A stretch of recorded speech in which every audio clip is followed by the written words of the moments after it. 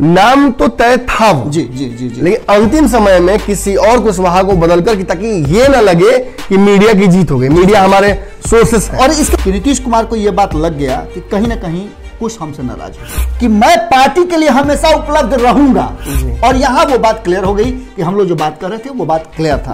और एक और इंटरनल खबरें हमारे पास है। कुछ समाज के कुछ लोगों ने हमसे संपर्क किया था जी, और उन्होंने दो बातें कही थी, जिसका कहीं ना कहीं नीतीश कुमार चाहते थे कि संजय झा, नीरज कुमार, इन लोगों में से किसी को जिम्मेवारी दी जाए, सुखचोरी को दे दी जाए, लेकिन आरसीपी सिंह आते हैं और वो कहते हैं कि नहीं। नमन जी, यही लोग कुछ हैं जो राम का रथ रोक लिए थे। बिल्कुल, तो मोदी का भी रथ ये रोकेंगे तो साफ आप तो लिखिए रहे हैं जी।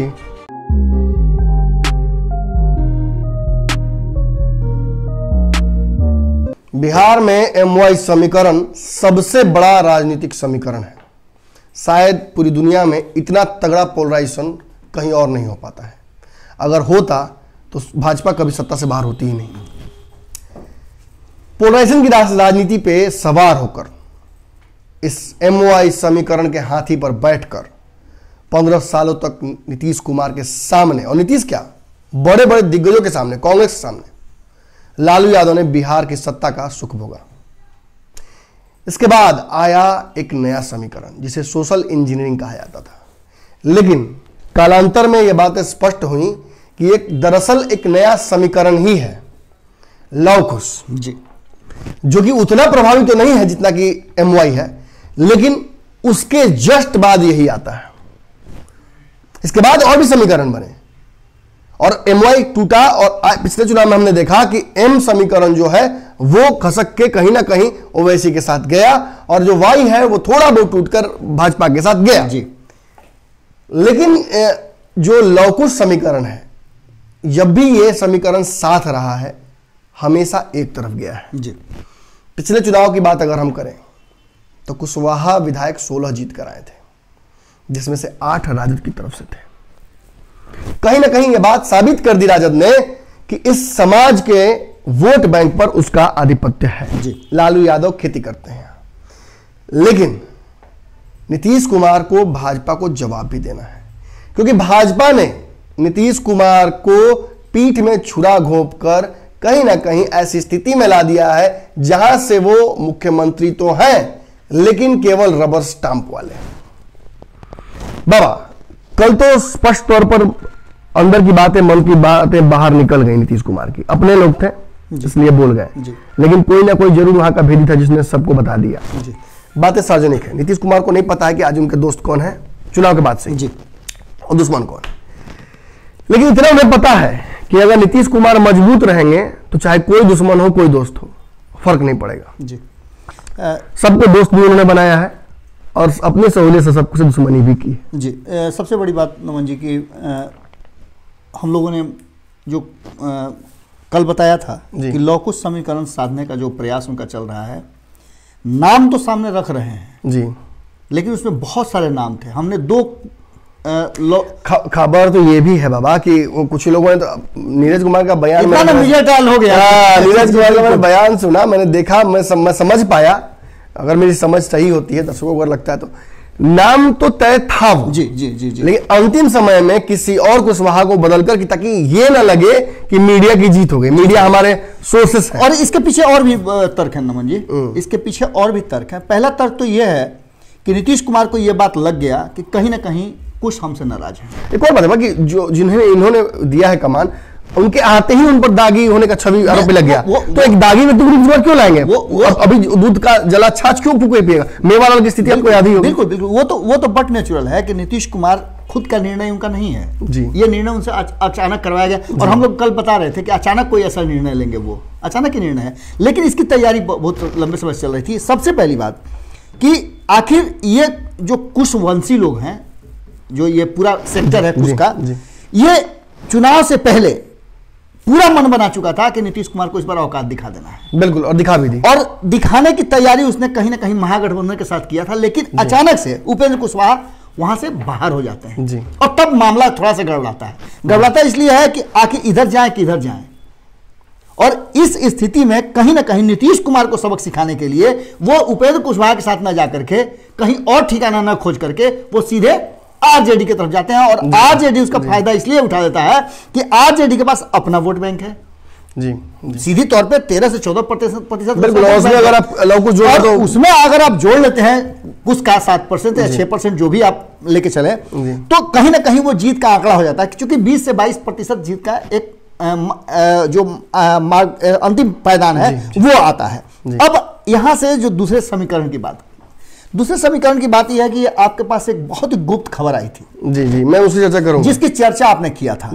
और कहीं ना कहीं वो जो चर्चा है अब ऐसा लग रहा है कि आने वाले कालांतर में वो चर्चाएं अब सतह पे आने, ये ब्रेड क्रम्स है नीतीश कुमार छोड़ रहे हैं। बिल्कुल, ये बेबी स्टेप। आप पूरी बातें बताइएगा नमन जी। इससे पहले हम आपको बता दें कि उपेंद्र कुशवाहा के साथ बैठक हुई। नीतीश कुमार सामने अगर देखते हैं तो ये मत समझिए कि वो सामने देखते हैं, वो अपनी कुर्सी के बगल में 2 इधर और 2 इधर जी 4 कुर्सियां रखते हैं, लेकिन 5वीं कुर्सी भी वो रखते हैं जी, जो आपको नजर नहीं आता है, हमें नजर नहीं आता है, लेकिन नीतीश कुमार जी को नजर आ जाता है।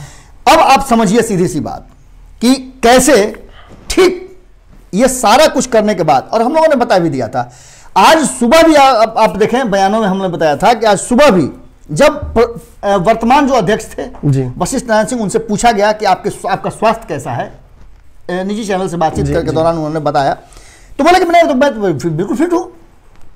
लेकिन एक बात उन्होंने कहा कि मैं पार्टी के लिए हमेशा उपलब्ध रहूंगा, और यहां वो बात क्लियर हो गई कि हम लोग जो बात कर रहे थे वो बात क्लियर था। और एक और इंटरनल खबरें हमारे पास है।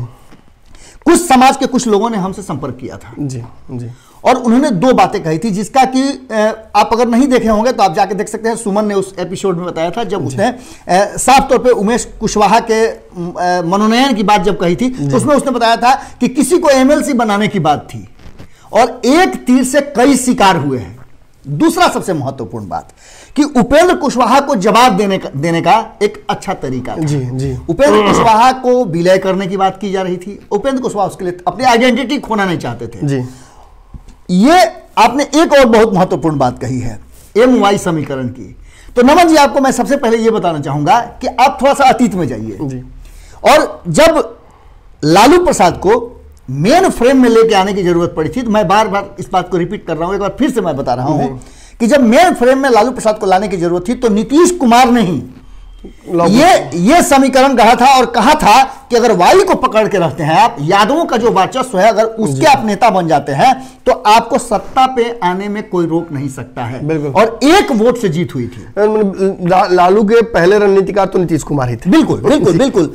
अब इन सब के बाद आपने देखा होगा किस तरह से कर्पूरी ठाकुर को आस्ते से किनारे करके और लालू प्रसाद को सामने लाया गया, और लाने के बाद अब उसी कर्पूरी के नाम पर यात्रा निकालने की बात कर रहे हैं। अब समझिए, राजनीति में जो सामने से दिखता है वो नहीं होता है। और कहीं ना कहीं बाबा, जिस तरह से समीकरण बनाया गया और भाजपा को साधने के लिए और कहीं ना कहीं आगे की रणनीति के लिए RCP सिंह को कमान दे दी गई। कुछ दिनों पहले इशारा कर दिया कि मेरा उत्तराधिकारी मेरे बाद तो यही न है, और तुरंत, मतलब देखिए, बात से पलटने से पहले उन्होंने कहीं ना कहीं उस रास्ते को क्लियर कर दिया। और मतलब एक तरह से, मतलब देखिए, कहीं ना कहीं RCP सिंह को कमान दी और ये मैसेज डाल दिया कि मेरी जो राजनीतिक विचारधारा है वो इसी समाज के साथ रहेगी जी। और जो एक लौ समाज है, 3 दशक पुरानी बातों को उन्होंने ला करके फिर पटक दिया है। आप याद कीजिए ना कि जब राजनीति की शुरुआत हुई थी तो नीतीश कुमार और उपेंद्र कुशवाहा लौ और कुश लौ कुश के समीकरण पर ही आगे बढ़े। बिल्कुल। लौ बड़ा भाई, कुश छोटा भाई, बिल्कुल। ये समीकरण हमेशा रहेगा,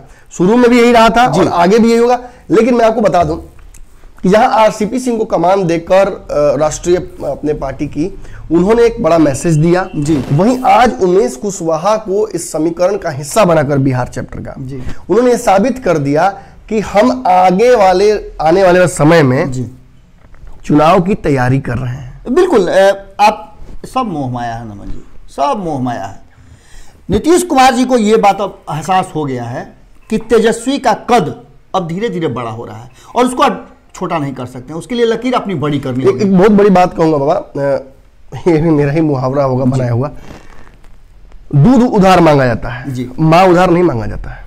वो सही बात है, बिल्कुल। आज जिस तरह से उपेंद्र कुशवाहा को अपने साथ लेकर आना चाहते थे, ये बाहरी कुशवाहा जोड़ में, हालांकि उपेंद्र कुशवाहा आएंगे, ये मैं तय तौर पे मुझे लगता है, और वो काम में लग भी चुके हैं। बिल्कुल, उपेंद्र कुशवाहा को उन्होंने एक अलग रोल दे दिया है, रिवॉर्ड मिलेगा जी जी, वो कॉन्ट्रैक्ट बेसिस पर है अगर से समझा जाए तो जी। लेकिन अपने घर का जो सम्मान है, अपने जदयू में कुशवाहा को अगर वो सीट देते हैं जी, बाहरी कुशवाहा को नहीं, घर के कुशवाहा को, तो ये एक बड़ा मैसेज जाएगा। और कहीं ना कहीं बाबा और हम ये दोनों जानते हैं, आपको ही बता देते हैं कि ये जो थॉट प्रोसेस है, ये जो कुशवाहा, कहीं ना कहीं नीतीश कुमार चाहते थे कि संजय झा, नीरज कुमार, इन लोगों में से किसी को ये जिम्मेवारी दी जाए, अशोक चौधरी को दे दी जाए, लेकिन आरसीपी सिंह आते हैं और वो कहते हैं कि नहीं, वक्त आ गया है कि हम अपनी पुरानी राजनीति पे वापस लौटें। नमन जी, एक और इसमें बहुत महत्वपूर्ण चीज है जिसको बहुत बारीकी से गौर करने लायक है जी, कि क्या नीतीश कुमार, क्या आरसीपी सिंह, क्या और कोई नहीं था जो ये अनाउंसमेंट करता? ललन सिंह को अनाउंसमेंट करने के लिए भेजना और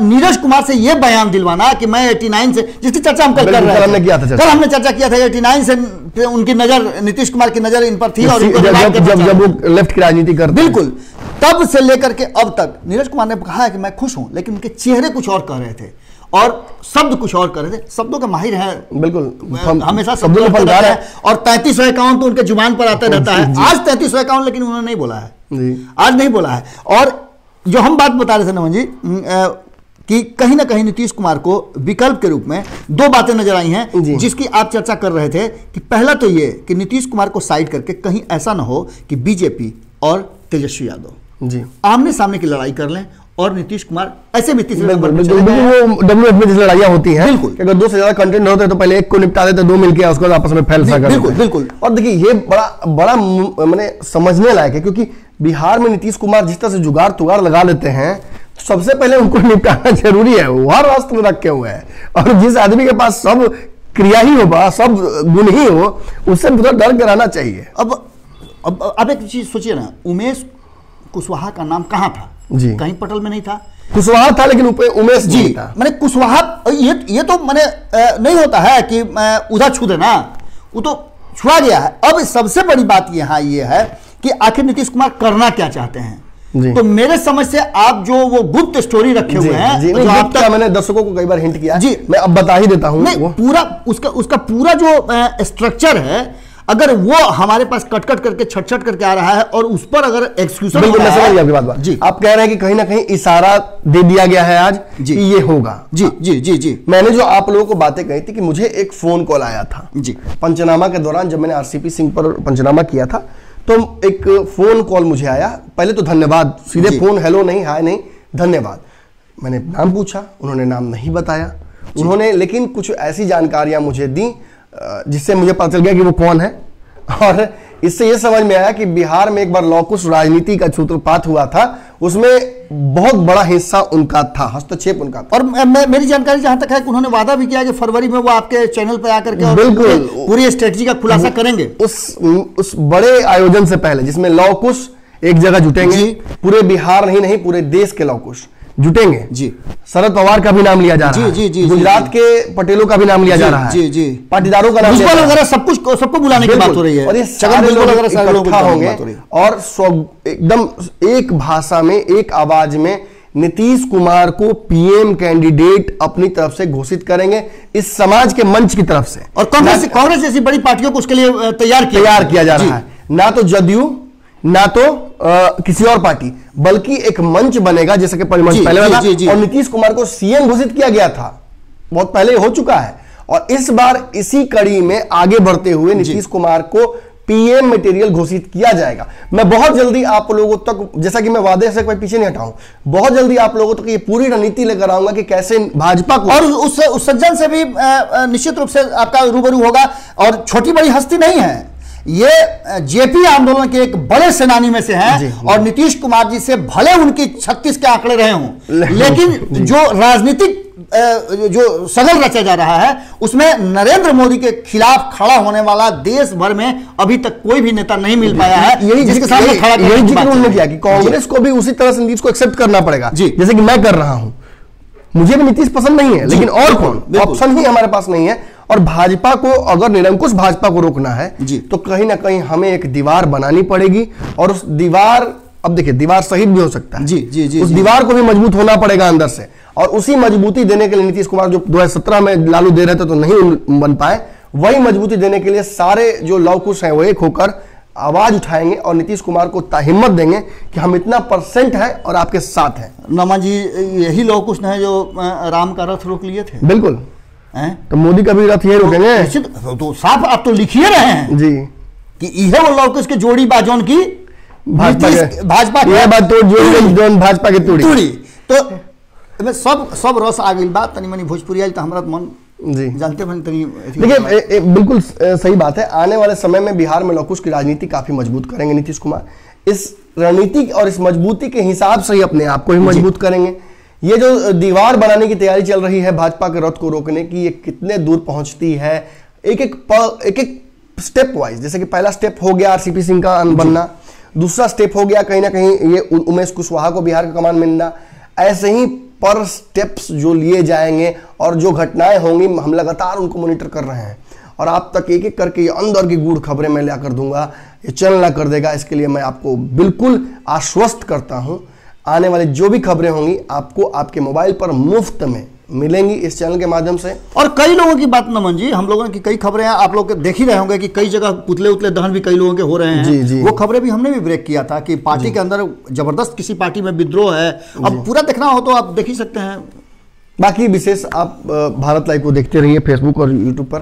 थोड़ा प्यार और सहयोग आप लोगों का आवश्यक है क्योंकि बड़ी टीम है और हमारा कोई गॉड फादर नहीं है। अगर आप माउथ पीसेस देखना चाहते हैं तो आपको पता है कौन कौन से चैनल देखने हैं। बिहार में बहुत सारे चैनल हैं जिन पर जाकर आप किसी एक पार्टी का एजेंडा देख सकते हैं। अगर आपको लगता है कि हमारी पत्रकारिता उस लायक है, अगर हम दिन भर जो मेहनत करते हैं, इतना शोध करके लाते हैं खबरें, अगर आपको लगता है कि ये खबरें सही हैं, आपके लायक हैं, तो आप हमारा सहयोग कर सकते हैं। वैसे भी ये प्लेटफॉर्म बिल्कुल निःशुल्क है। अगर आप हमारा सहयोग करते हैं तो ये आपके तरफ से बढ़ाया हुआ एक हाथ होगा जो हमारे लिए काफ़ी इस वक्त कीमती है। धन्यवाद। अगर ये वीडियो पसंद आई और वह बिहार के राजनीति और बिहारियत से सरोकार रखेनी तो सब्सक्राइब बटन दबा के चैनल के सब्सक्राइब कर ली। ओजे एगो घंटी बा, ओकरा बटन दबा देला से कुल सटीक और मारक खबर रुआ मुफ्त में मिल जाई। अगर रुआ पत्रकारिता के हमनी के नया प्रयोग में सहयोग कर चाहतानी तो ज्वाइन बटन दबा दी। पेटीएम नंबर नोट कर ली 9386816700। धन्यवाद।